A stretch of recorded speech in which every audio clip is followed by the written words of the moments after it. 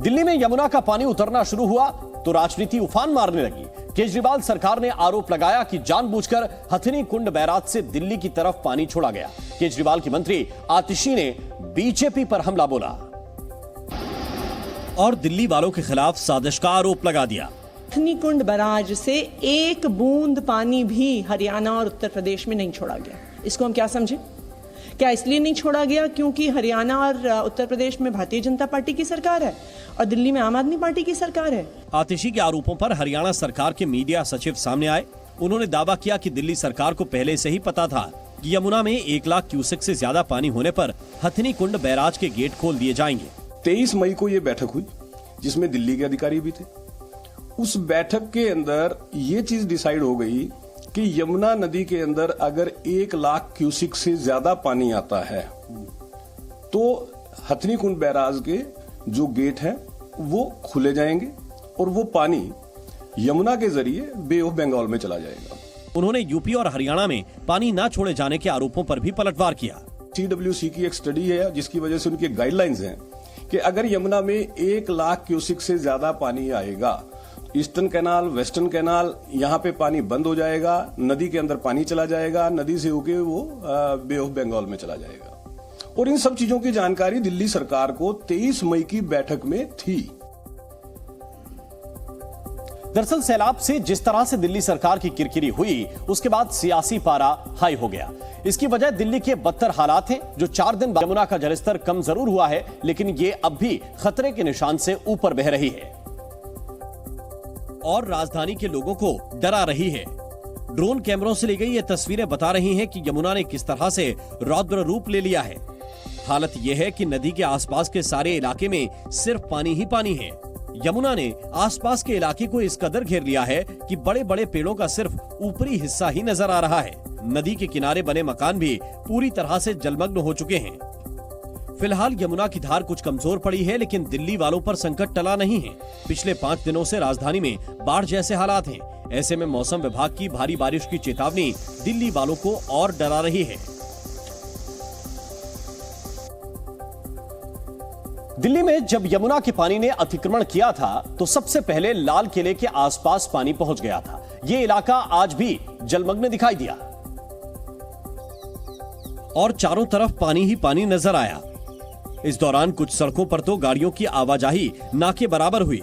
जिन लोगों ने अपनी गाड़ियां इस अनचाहे दरिया से पार कराने की कोशिश की, उन्हें भी भारी परेशानी उठानी पड़ी। इस दौरान जो लोग पैदल जा रहे थे, उन्हें भी घुटनों तक पानी में से होकर गुजरना पड़ा। उधर लाल किले के पीछे से ISBT को जोड़ने वाली सड़क पर आज भी पानी भरा दिखा। इस कारण लगातार चौथे दिन इस सड़क पर आवाजाही बंद रही। लाल किले से पीछे से जाने वाला रास्ता है जो कि अंडरपास से होते हुए ISBT की तरफ जाता है।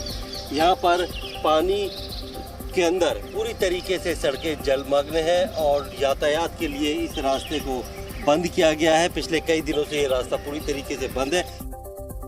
हालांकि लोगों को राहत देने के लिए पंप के जरिए इस सड़क से पानी निकाला गया, फिर भी यहाँ इतना पानी भरा है कि गाड़ियों के फंसने की आशंका बनी हुई है। यमुना के पानी ने राष्ट्रपिता महात्मा गांधी के समाधि स्थल राजघाट को भी अपनी चपेट में ले लिया था। ये इलाका पिछले 3 दिनों से जलमग्न है। हाल के वर्षों में पहली बार राजघाट पर बाढ़ का पानी आया है और इसके निकलने का भी कोई रास्ता नजर नहीं आ रहा। राजघाट की आप ये तस्वीरें देखिए और ये तस्वीरें बहुत ही परेशान करने वाली हैं, क्योंकि लगातार 3 दिनों से वाटर लेवल यहाँ का राजघाट का कम होने का नाम नहीं ले रहा। राजघाट के चारों तरफ पानी भरा होने के कारण देश विदेश से गांधी जी को श्रद्धा सुमन अर्पित करने आने वालों को मायूस होकर लौटना पड़ रहा है। यहाँ तक कि इस इलाके की सुरक्षा में तैनात CISF के जवानों को भी बाहर ही इंतजार करना पड़ रहा है। CISF के जवान है अभी भी राजघाट के अंदर नहीं जा सकते। जो उनकी पोस्ट है जहाँ वे सिक्योरिटी के लिए डिप्लॉय किए गए हैं, ये वहाँ नहीं जा सकते। सारा सामान ये छोड़ करके बाहर बैठे हुए हैं। राजघाट में 3 दिनों से भरा पानी अब डराने लगा है। 3 दिनों से भरा पानी कई खतरों की आहट दे रहा है। राजघाट वो एरिया है जो अभी भी कंसर्न बना हुआ है, क्योंकि अगर पानी नहीं हटाया गया यहाँ बीमारी भी फैलेगी। जो खूबसूरती है राजघाट की, उसके ऊपर भी एक तरीके से बहुत बुरा असर पड़ेगा। और इस बीच दिल्ली की सबसे व्यस्त सड़कों में से एक आईटीओ के पास की सड़क पर जमा पानी में कुछ कमी आई है। फिर भी सड़क पूरी तरह से जलमग्न दिखी और पूरे इलाके में जलभराव की स्थिति नजर आई। इसीलिए इस सड़क से गुजरने वालों को आज भी परेशानी उठानी पड़ी।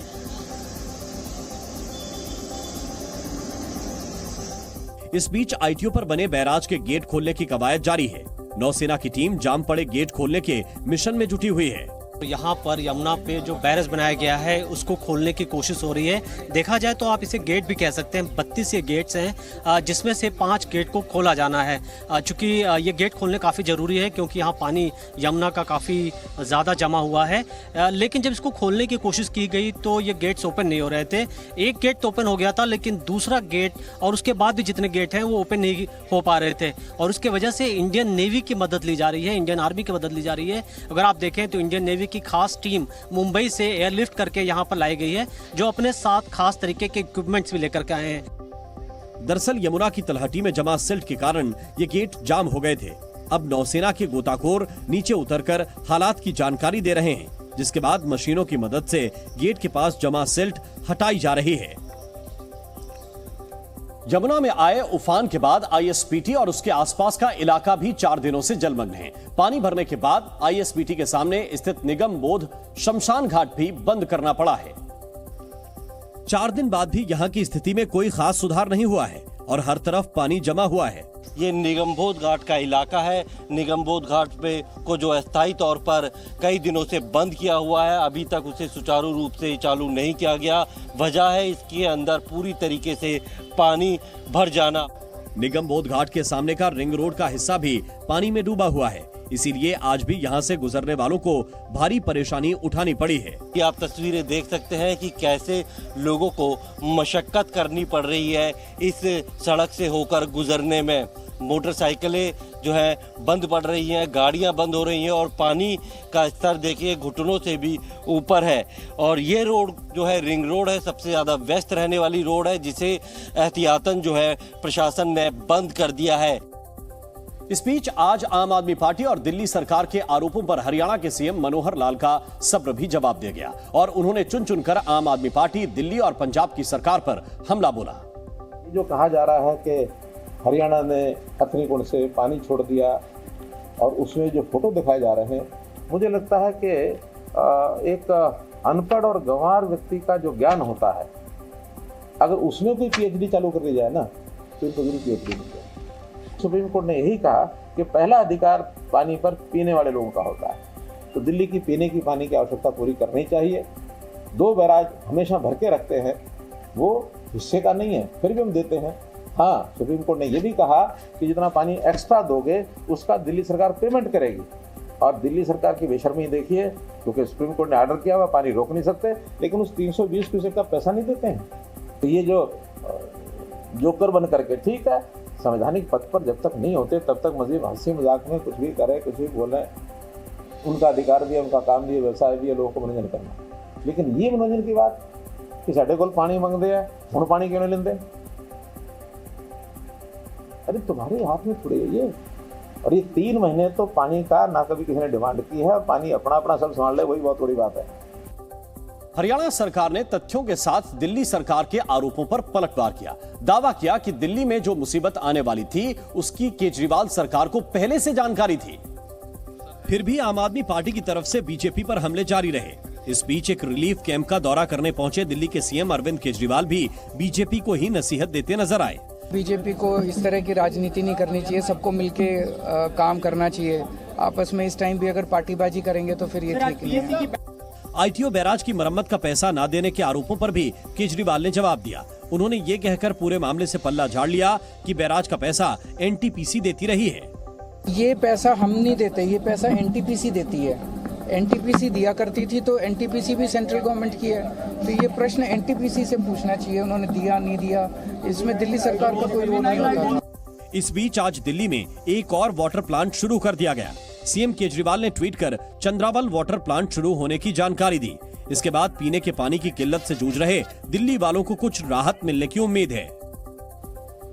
दिल्ली में बाढ़ जैसे हालात पर प्रधानमंत्री मोदी की भी निगाह है। फ्रांस और यूएई के दौरे से लौटते ही उन्होंने दिल्ली के LGVK सक्सेना से बात की और राजधानी में बाढ़ के हालात की जानकारी ली। उन्होंने हालात से निपटने के लिए अब तक उठाए गए कदमों के बारे में भी पूछा। दिल्ली के LGVK सक्सेना ने ट्वीट कर इस बात की तस्दीक की। उन्होंने लिखा कि प्रधानमंत्री नरेंद्र मोदी ने भारत पहुंचते ही फोन किया, दिल्ली में बाढ़ की स्थिति का विस्तृत ब्यौरा लिया, हालात कंट्रोल करने के लिए उठाए गए कदमों की पूरी जानकारी ली। पीएम ने फिर से केंद्र के सहयोग के साथ दिल्ली वासियों के हित में हर संभव काम करने का निर्देश दिया। इससे पहले पीएम मोदी ने फ्रांस से भी गृह मंत्री अमित शाह से फोन पर बात की थी और दिल्ली को इस मुसीबत से निकालने के लिए हो रही कोशिशों को लेकर चर्चा की थी। जिस रास्ते पर इतना पानी हो कि कार का आधा से ज्यादा पहिया पानी में डूब जाए, वहां कार बंद होने का खतरा रहता है। आखिर पानी में कार के बंद हो जाने की वजह क्या है, तो जरा ये जानिए।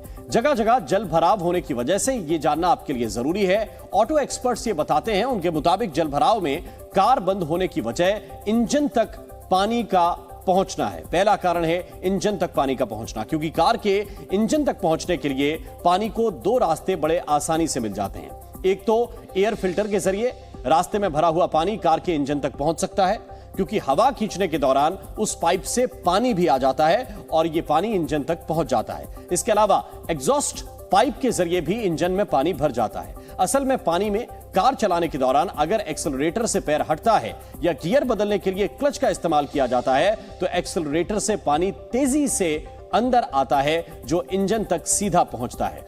पानी में बंद होने के बाद अगर कार को बार बार स्टार्ट करने की कोशिश की जाए तो इंजन सीज यानी कि पूरी तरह से बंद हो सकता है। बाढ़ और बारिश के बीच मुंबई से एक खतरनाक और चेतावनी देता हुआ वीडियो तेजी से वायरल हो रहा है। यहां बांद्रा बीच पर एक परिवार मस्ती करता हुआ दिखाई दिया, लेकिन कुछ ही पल में सारी खुशियां मातम में बदल गईं। और जो वीडियो सामने आया वो बेहद डरावना है। तभी समुद्र की लहरें ऊपर उठी और महिला को अपने साथ बहा कर ले गईं।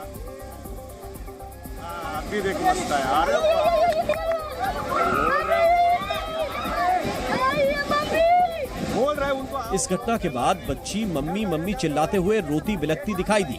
पुलिस और फायर ब्रिगेड की टीम ने महिला को समंदर में ढूंढा, लेकिन उसका कहीं सुराग नहीं लगा। गनीमत रही कि समंदर किनारे खड़े लोगों ने महिला के पति को बचा लिया।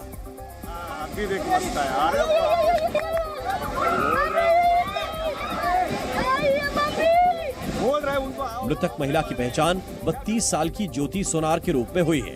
पुलिस के मुताबिक पति पत्नी समंदर की तेज लहरों के बीच सेल्फी खिंचाने के लिए गए थे, तभी यह हादसा हो गया।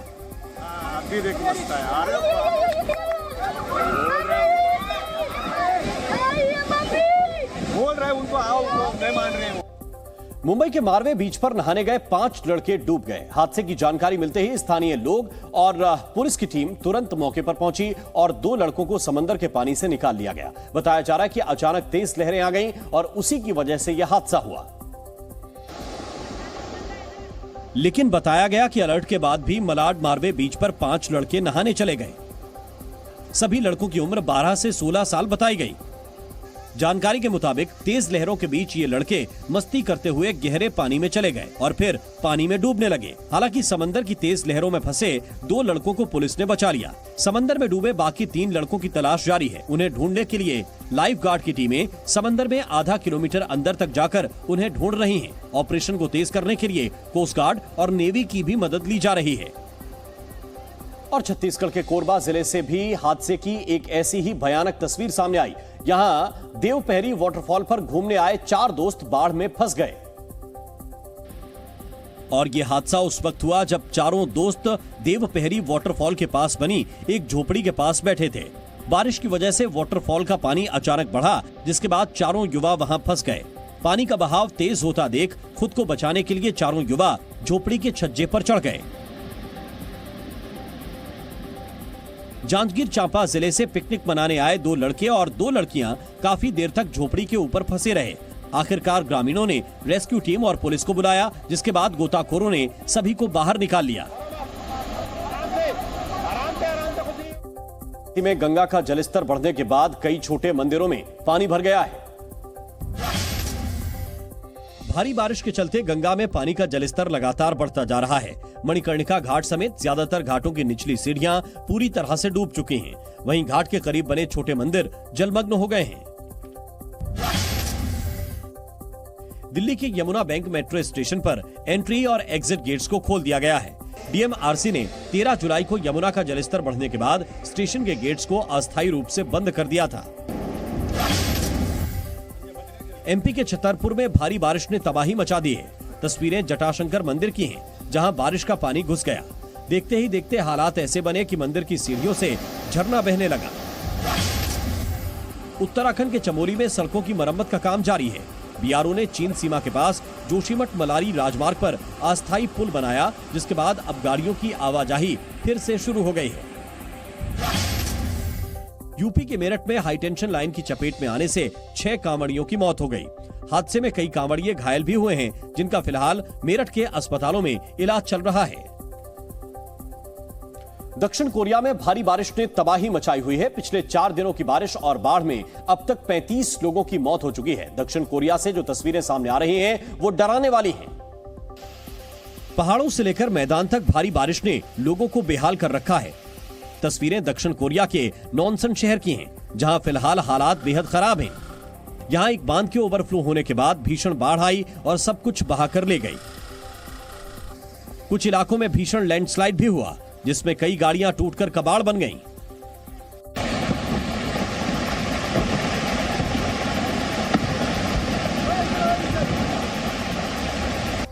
शहरी इलाकों के हालात भी कुछ ज्यादा बेहतर नहीं हैं। भारी बारिश के बाद सड़कों पर पानी भर गया और यही पानी अब घरों और दुकानों में घुसने लगा है। कुछ लोग मोटर पंप की मदद से पानी बाहर निकालने की कोशिश कर रहे हैं, लेकिन लगातार भारी बारिश के बीच ऐसा करना मुश्किल हो रहा है। हालात को देखते हुए प्रशासन ने जगह जगह शेल्टर कैंप बनाने शुरू कर दिए हैं। बाढ़ बारिश की वजह से कुछ लोग लापता हैं, जिनकी तलाश की जा रही है। रेस्क्यू टीम्स 6000 से ज्यादा लोगों को सुरक्षित जगहों पर पहुंचा चुकी हैं। करीब 28,000 घरों में बिजली गुल है। दर्जनों घर तबाह हो चुके हैं। रेस्क्यू ऑपरेशंस में तेजी लाने के लिए कोरियाई सरकार ने अब सेना को तैनात करने का फैसला किया है।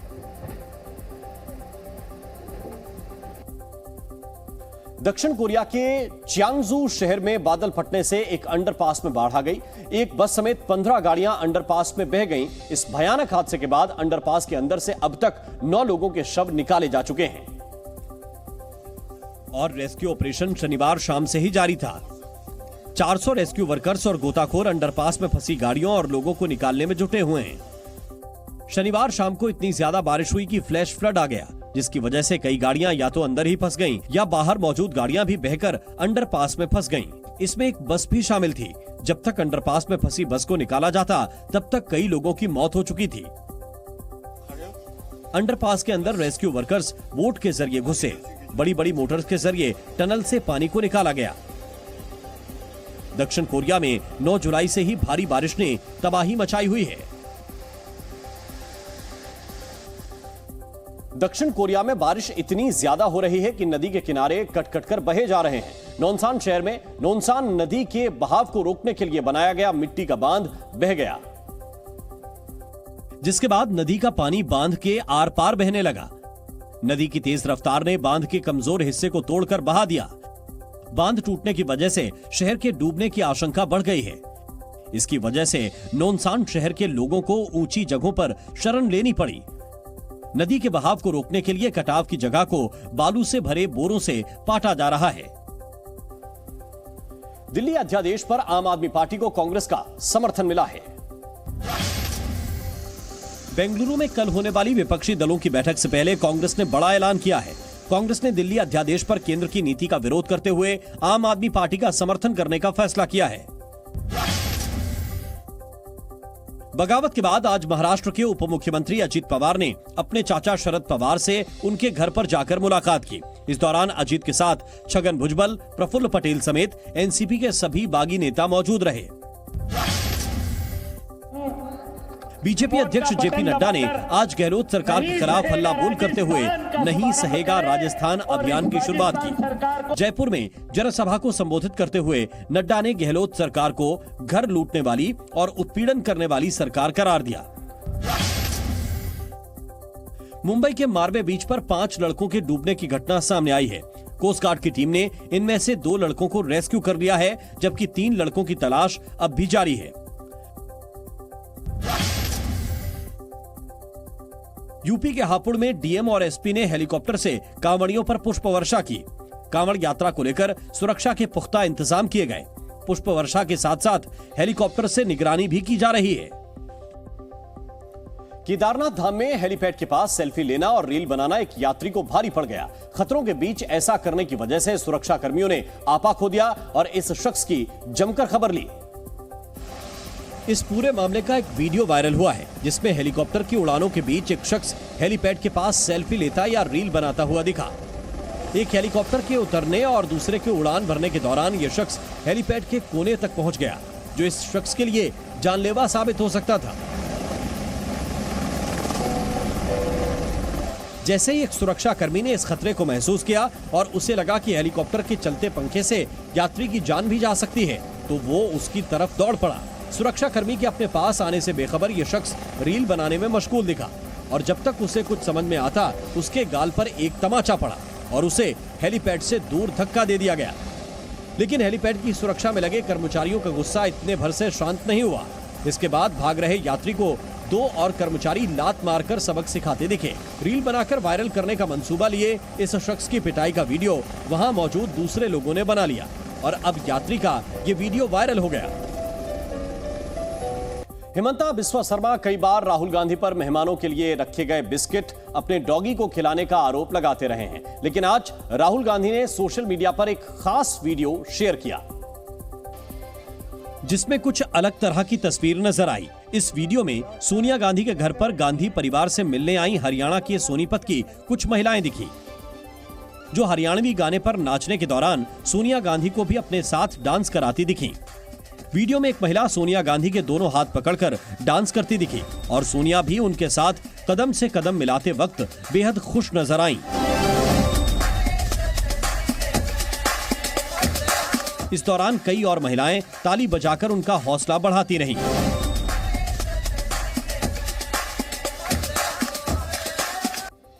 बताया गया कि ये महिलाएं राहुल गांधी के न्योते पर गांधी परिवार से मिलने के लिए दिल्ली आई थीं। हालांकि ये सब तब हुआ जब दिल्ली वाले बाढ़ बारिश से परेशान थे। दरअसल कुछ दिनों पहले शिमला जाते वक्त राहुल गांधी अचानक सोनीपत के गांव पहुंच गए थे, जहां वो किसानों के साथ धान रोपने खेत में उतर पड़े।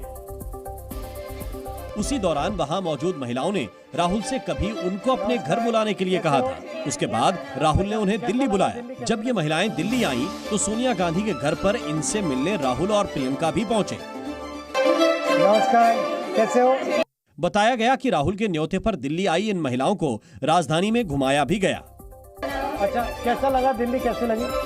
वीडियो में सोनीपत से आई इन खास महिला मेहमानों को गांधी परिवार के साथ खाना खाते देखा गया। प्रियंका गांधी इन महिलाओं से गले मिलती नजर आईं। इस दौरान मेहमानों के साथ साथ पूरा गांधी परिवार बेहद खुश दिखा।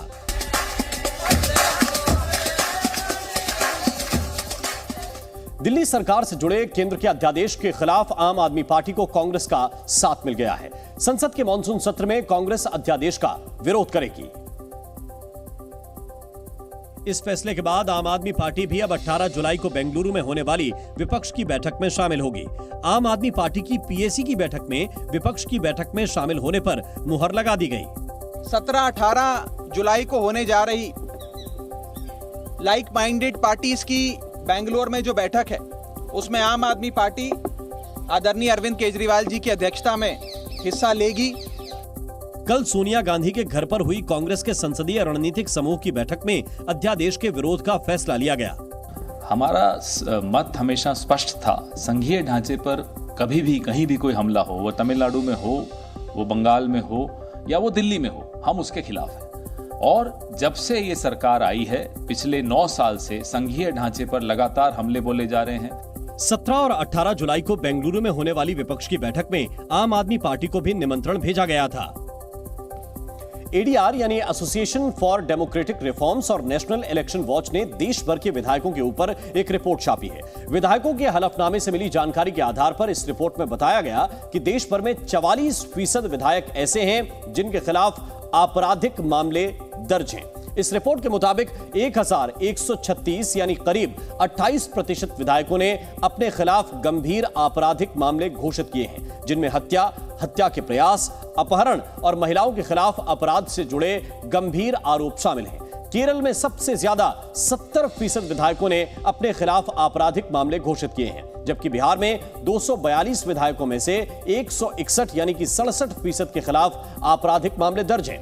इसके अलावा दिल्ली में 70 में से 44 विधायक यानी कि 63% के खिलाफ अपराध से जुड़े हुए केस दर्ज हैं और महाराष्ट्र में 284 में से 175 विधायक यानी कि 62% ने अपने हलफनामे में आपराधिक मामले होने की बात कबूल की है। जहां तक गंभीर आपराधिक मामलों का सवाल है तो इसमें दिल्ली 70 में से 53 विधायकों के साथ नंबर 1 पर है, जबकि दूसरे नंबर पर बिहार है, जिसके 242 में से 122 यानी कि 50% के खिलाफ गंभीर आपराधिक केस दर्ज हैं। देश भर के तमाम विधायकों में 114 के खिलाफ तो महिलाओं के खिलाफ अपराध से जुड़े हुए मामले दर्ज हैं, जिनमें 14 विधायकों के खिलाफ दुष्कर्म से संबंधित क्रिमिनल केस चल रहे हैं।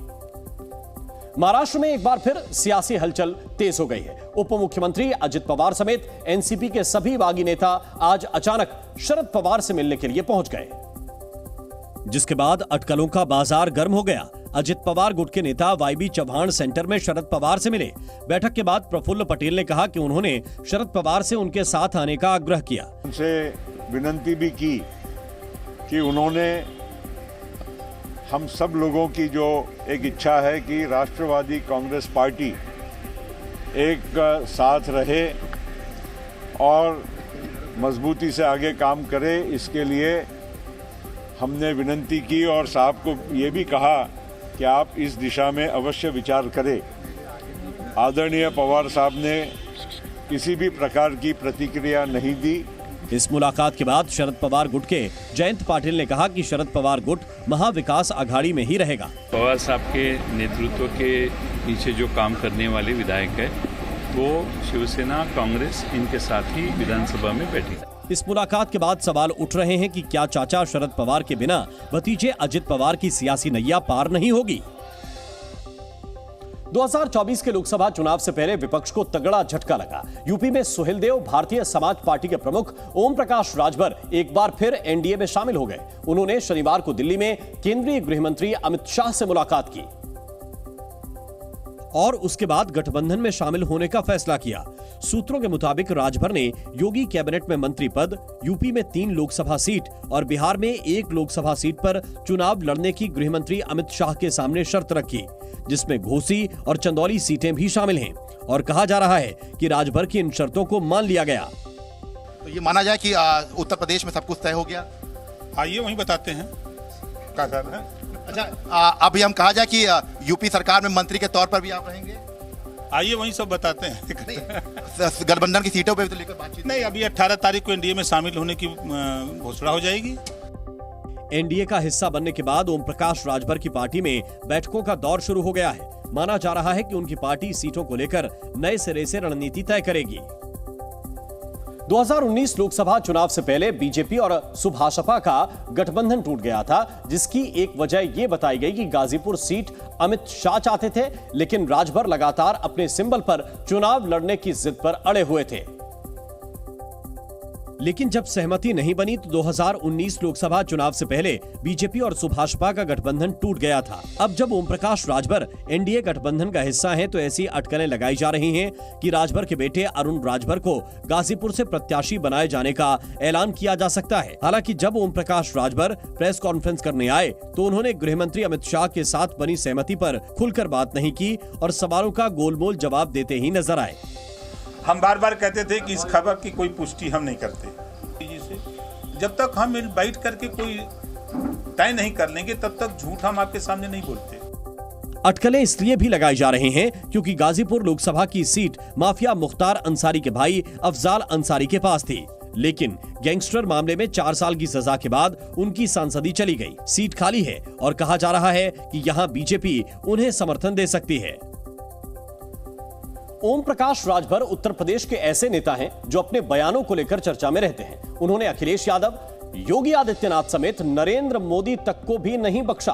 2019 में एनडीए गठबंधन से अलग होने के बाद राजभर ने कहा था कि वो बीजेपी का बाजा बजा देंगे। 2022 में यूपी विधानसभा चुनावों के दौरान उन्होंने कहा था कि बीजेपी के पिछड़ी जाति के नेता मोदी योगी का जूता साफ करते हैं। इस दौरान राजभर ने एक रैली में कहा था कि वो बीजेपी को जड़ से खत्म कर देंगे। विधानसभा चुनाव हारने के बाद उनके सुर बदल गए। गठबंधन की हार के बाद ओम प्रकाश राजभर ने अखिलेश यादव को एसी कमरे से बाहर निकलने की नसीहत दी। अतीक अशरफ की हत्या के बाद ओपी राजभर ने सीएम योगी पर निशाना साधते हुए कहा कि एनकाउंटर संविधान के खिलाफ है। राजभर ने एक बार बीजेपी नेता और भोजपुरी स्टार दिनेश लाल यादव निरहुआ को नचनिया बजनिया तक कह दिया था। यही नहीं, राजभर ने यह भी कहा था कि अगर आजादी के बाद जिन्ना को प्रधानमंत्री बना देते तो देश का बंटवारा नहीं होता। अमेरिका के अलास्का में 7.4 तीव्रता का भूकंप महसूस किया गया। अमेरिका के अलास्का में भूकंप के तेज झटके महसूस किए गए। रिक्टर स्केल पर भूकंप की तीव्रता 7.4 मापी गई। भूकंप के दौरान का एक सीसीटीवी वीडियो सामने आया है जिसमें शख्स अपने परिवार को बचाने की कोशिश करता नजर आ रहा है। झटकों के कारण भयानक तबाही की आशंका जताई गई है। हालांकि अब तक ज्यादा जानकारी नहीं मिल पाई है। रूस के राष्ट्रपति पुतिन ने यूक्रेन के खिलाफ क्लस्टर बम इस्तेमाल करने की धमकी दी है। पुतिन ने कहा कि रूस के पास हथियारों का भरपूर स्टॉक है और जवाबी कार्रवाई करने के लिए इनका इस्तेमाल किया जाएगा। इजराइल के प्रधानमंत्री बेंजामिन नेतन्याहू को शनिवार शाम अस्पताल में भर्ती करवाया गया।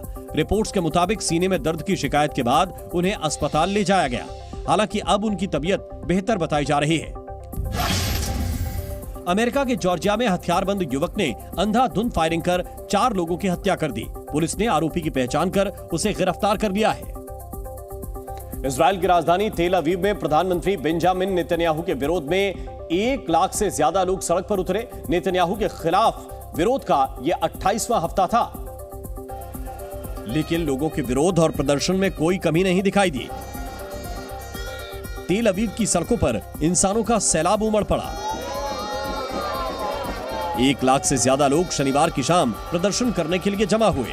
ड्रोन से ली गई तस्वीर में इजराइल का झंडा दिखाई दे रहा है जिस पर SOS लिखा है। प्रदर्शन की जगह पर पैर रखने तक की जगह नहीं थी। लोगों का हुजूम प्रधानमंत्री नेतन्याहू के न्याय सुधार कानून का विरोध करते हुए आगे बढ़ रहा था।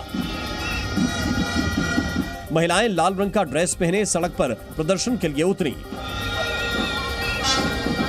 वहीं कुछ प्रदर्शनकारी सड़क पर टेबल लगाकर रंग फेंकते हुए दिखाई दिए।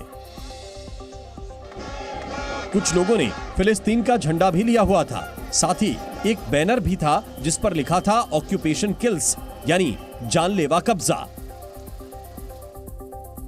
दरअसल इजराइल के प्रधानमंत्री नेतन्याहू न्यायपालिका में कई बदलाव लाना चाहते हैं। इसके लिए उन्होंने जो बिल इजरायली संसद में पेश किया है उसका लोग विरोध कर रहे हैं,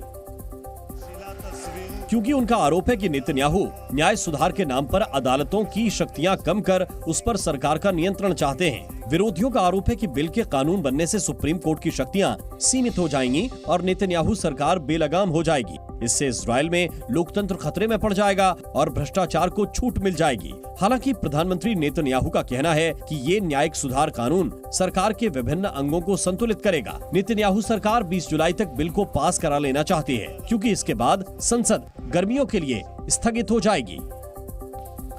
अगर आप विदेश में घूमने के शौकीन हैं और आपका मन करता है कि वहीं पर बस जाएं, तो आपके लिए एक जबरदस्त ऑफर है। ऐसे लोगों के लिए आयरलैंड सरकार की जबरदस्त पेशकश है। आयरलैंड की सरकार अपने यहां बसने वाले लोगों को 71 लाख रुपए दे रही है, जो आर लिविंग आयरलैंड पॉलिसी के तहत दिया जा रहा है। दरअसल आयरलैंड की सरकार अपने द्वीपों पर आबादी बढ़ाना चाहती है और इसी वजह से वो स्कीम लेकर आई है, जिसका मकसद आयरलैंड के 30 द्वीपों पर छोड़ी हुई प्रॉपर्टी को यूज करना और उन्हें फिर से स्थापित करना है। इस स्कीम का फायदा उठाने के लिए आपको आयरलैंड में द्वीपों पर एक प्रॉपर्टी खरीदनी होगी। और ये ऐसी प्रॉपर्टी होनी चाहिए जो साल 1993 से पहले बनाई गई हो और कम से कम 2 साल से खाली हो। बताया गया कि इस स्कीम में मिलने वाले 71 लाख रुपयों का इस्तेमाल घर की मरम्मत करवाने, डेकोरेशन आदि के लिए किया जा सकता है। रजिस्ट्रेशन 1 जुलाई 2023 से शुरू हो गए हैं और ये 30 अगस्त 2023 तक जारी रहेंगे। gov.ie वेबसाइट पर जाकर इस स्कीम के लिए रजिस्ट्रेशन कराए जा सकते हैं। 18 साल से ज्यादा उम्र के लोग जिनके पास आयरलैंड का वीजा है वो इस योजना में रजिस्ट्रेशन करा सकते हैं।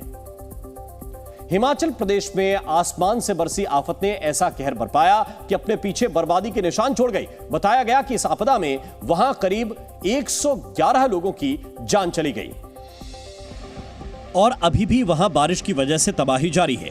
इस बीच हिमाचल प्रदेश के किन्नौर से एक रोंगटे खड़े कर देने वाला वीडियो सामने आया, जिसमें पहाड़ से टूटकर गिरती चट्टानों को जिसने भी देखा उसकी सांसें अटक गईं। चट्टानें पहाड़ से टूटकर बेहद तेज रफ्तार में नीचे की तरफ गिरीं, जिससे आती आवाज भी बेहद डरावनी थी, जो कई किलोमीटर दूर तक सुनाई पड़ी।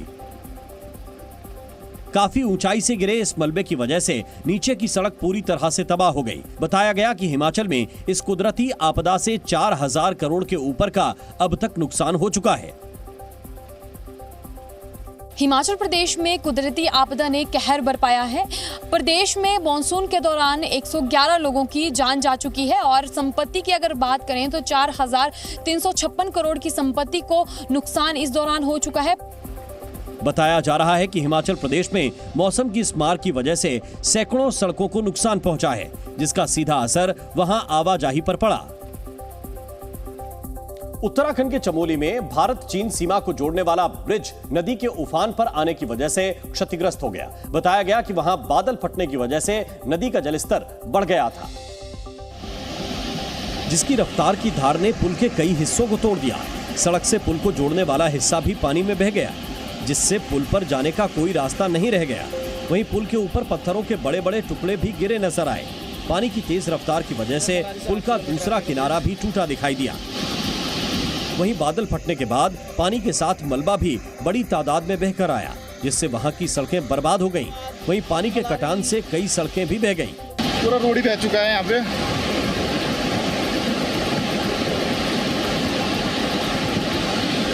रोड पे कटाव जारी है अभी भी।